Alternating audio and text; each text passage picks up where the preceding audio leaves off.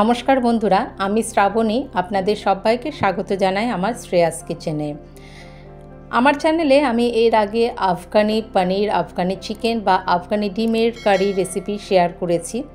তো Afghani soybean recipe আজ আমি ট্রাই করেছিলাম, খেতে কিন্তু দারুণ স্বাদের হয়েছিল। তাই আপনাদের সাথেও শেয়ার করলাম এই আফগানি সয়াবিন রেসিপি। দারুণ স্বাদের এই সয়াবিন রেসিপিটি একবার ট্রাই করে দেখবেন, আশা করি আপনাদের ভালো লাগবে।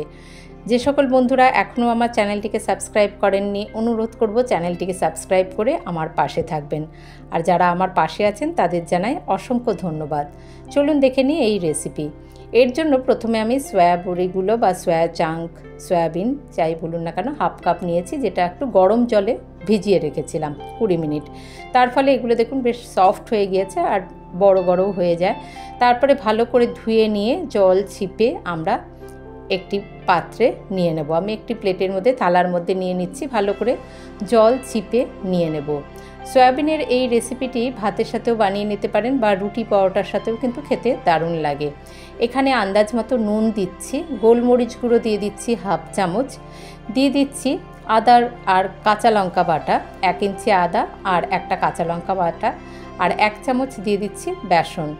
এই দিয়ে আমরা প্রথমে ভালো করে এই সয়াবিনগুলোকে একটু এইগুলো মাখিয়ে নেব, সব ভালোভাবে যাতে কোট হয়ে যায় সেদিকে খেয়াল রাখতে হবে। তারপরে আমরা সয়াবিনটাকে ভেজে নেব। কড়াইতে দিয়েছি 3 চামচ রিফাইন্ড তেল। তেলটা একটু ভালো করে গরম হলে তারপরে আমরা সয়াবিনটাকে ভালো করে 4-5 মিনিট একটু মিডিয়াম টু হাই ফ্লেমে রেখে ভেজে নেব।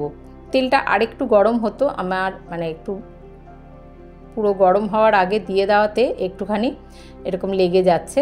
তা নাহলে একটু বেশ এই যে এরকম কালার ধরে আসবে, এই সময় অবধি আমরা কিন্তু সয়াবিনটাকে একটু ভেজে নেব। এইভাবে ভেজে নিয়ে তারপরে আমরা তুলে নিচ্ছি। দেখুন সয়াবিনটা ভালো করে ভাজা হয়ে গিয়েছে। এবারে আমরা তুলে নিয়ে আরেকবার এটাকে ম্যারিনেট করব। এর মধ্যে এবারে আমরা দিচ্ছি, এই ভেজে রাখা সয়াবিনের মধ্যে দিচ্ছি আদা রসুন বাটা 1 চামচ, দিয়ে দেব এখানে ধনেপাতা আর কাঁচা লঙ্কা পেস্ট 2 চামচ দিচ্ছি, আর দেব 1 চামচ কাজু বাদাম বাটা, আর দিয়ে দিচ্ছি 1.5 চামচ দই। এখানে আমার যেহেতু সমস্ত বাটাগুলো আলাদা আলাদা করে ছিল, সেই জন্য আমি বাটাগুলোকে এইভাবে ব্যবহার করেছি। আর একটু কাসুরি মেথি দিয়ে আমরা এটাকে বেটে নেব, এই মেখে নেব ভালো করে। একটু কাসুরি মেথি দিয়ে দিলাম, তারপরে সব এই ভাজা সয়াবিনগুলোকে আবারও আমরা মেখে নেব। এখানে আপনারা আদা রসুন কাঁচা লঙ্কা ধনেপাতা আর কাজু বাদাম পেস্ট বানিয়ে নেবেন, তার সাথে দই মিশিয়ে ভালো করে ভেজে রাখা সয়াবিনটাকে মেখে নিতে হবে। তারপরে আবার আমি কড়াই চেঞ্জ করিনি, আপনারা চাইলে অন্য কড়াইতেও রান্না করতে পারেন। আমি ওই কড়াইতে ওই তেলের মধ্যেই সাদা জিরে ফোড়ন দিলাম হাফ চামচ, আর দারচিনি 1 টুকরো, 4-5টা গোলমরিচ আর একটা থেতো করা এলাচ ফোড়ন দিয়ে দিয়েছি। তারপরে দিয়ে দিচ্ছি মাঝারি সাইজের একটা পেঁয়াজ, এই সামান্য একটু কুচিয়ে নিয়েছি, সেইভাবে দিয়ে পেঁয়াজটাকে ভেজে নেব। এইভাবে আমরা এই পেঁয়াজটাকে এবার একটু ভেজে নেব, হালকা রং ধরে আসা অবধি পেঁয়াজটাকে প্রথমে ভেজে নিচ্ছি। আপনারা চাইলে কড়াইটা কিন্তু অন্য কড়াই ব্যবহার করতে পারেন, আমি ওই তেলেই রান্নাটা করছি। এবারে দিয়ে দেব গ্রেভির জন্য আন্দাজ মতো নুন। আমরা সয়াবিনটাকে ভাজবার সময়তে একটু নুন দিয়েছিলাম, তাই এখানে গ্রেভিটার জন্য আন্দাজ মতো নুন দিয়ে দেব। আর মশলার মধ্যে আমি এখানে ব্যবহার করছি ধনে গুঁড়ো, 1 চামচ ধনে গুঁড়ো দিয়ে দিচ্ছি, আর দিয়ে দিচ্ছি হাফ চামচ গোলমরিচ গুঁড়ো। এখানে হলুদ গুঁড়ো বা লঙ্কার গুঁড়ো আমি ব্যবহার করিনি।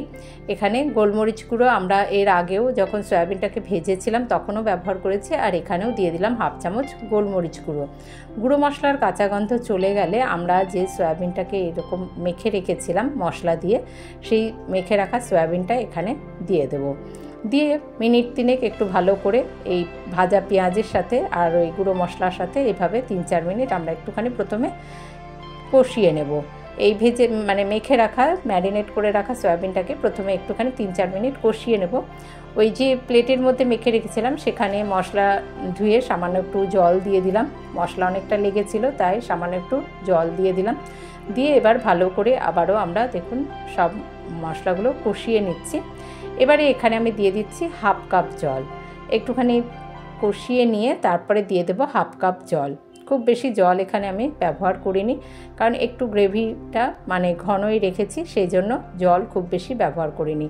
এবারে আমরা ঢাকা দিয়ে 5 মিনিট মতো রান্না হতে দেব। ঢাকা দিয়ে মিডিয়াম টু হাই ফ্লেমে রেখে 5 মিনিট রান্না করে নিলেই আমাদের রান্না প্রায় শেষের পর্যায়ে চলে আসবে। আমি এখানে এই রকমই গ্রেভি রেখেছি, এর বেশি আমি আর গ্রেভিটাকে শুকনো করব না। তাই একদম রান্নার শেষের পর্যায়ে এখানে আমরা দিয়ে দেব গরম মশলার গুঁড়ো, দিয়ে দিচ্ছি হাফ চামচ, দিয়ে দেব একটুখানি কাসুরি মেথি, হাতে এরকম ক্রাশ করে দিয়ে দিলাম। আর এবার এটা মিশিয়ে নিচ্ছি, মিশিয়ে নিয়ে আমরা গ্যাসের আঁচটা বন্ধ করে দেব। সব ভালো করে মিশিয়ে নিলাম, গ্যাসের আঁচটা বন্ধ করে দেব। এবার একদম বন্ধ করবার আগে দিয়ে দিচ্ছি একটুখানি বাটার, এইভাবে একটু বাটার দিয়ে দিলাম।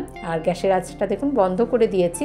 আর একদম শেষে একটুখানি ক্রিম বা মালাই ব্যবহার করতে পারেন, আমি একটু দুধের সর ফেটিয়ে নিয়ে সেটাই ব্যবহার করেছি, আপনারা চাইলে একটু ক্রিম দিয়ে দিতে পারেন। এইভাবে এটা মিশিয়ে নিয়ে আমরা এবার ঢাকা দিয়ে স্ট্যান্ডিং টাইমে রেখে দেবো 3-4 মিনিট। তারপরেই পরিবেশন করে দিন আফগানি সয়াবিন রেসিপি। ভীষণই স্বাদের হয়। আফগানি আলুর রেসিপিও কিন্তু খেতে দারুণ স্বাদের হয়। আমার চ্যানেলে এর আগে আমি এগুলো সবই শেয়ার করেছি, আপনারা প্লেলিস্টে গিয়ে দেখে নিতে পারেন। আর এই সয়াবিনের রেসিপি নানাভাবে আমরা ট্রাই করে থাকি, এইভাবে একবার বানিয়ে দেখবেন, মাংসের স্বাদকেও কিন্তু হার মানাবে। একদম নিরামিষ মাংস বলা যেতে পারে। তবে যদিও এখানে আমি পেঁয়াজ আর রসুন ব্যবহার করেছি, আপনারা চাইলে পেঁয়াজ রসুনটা স্কিপ করেও এই রেসিপিটি বানাতে পারেন। ভীষণই স্বাদের হয়, একবার রেসিপিটি ট্রাই করে দেখবেন, আশা করি আপনাদের ভালো লাগবে। ভালো লাগলে একটি লাইক অবশ্যই দেবেন, আর আমাকে সাপোর্ট করতে চ্যানেলটিকে সাবস্ক্রাইব করতে ভুলবেন না। আজ তাহলে এই পর্যন্ত, ভালো থাকবেন সকলে, ধন্যবাদ।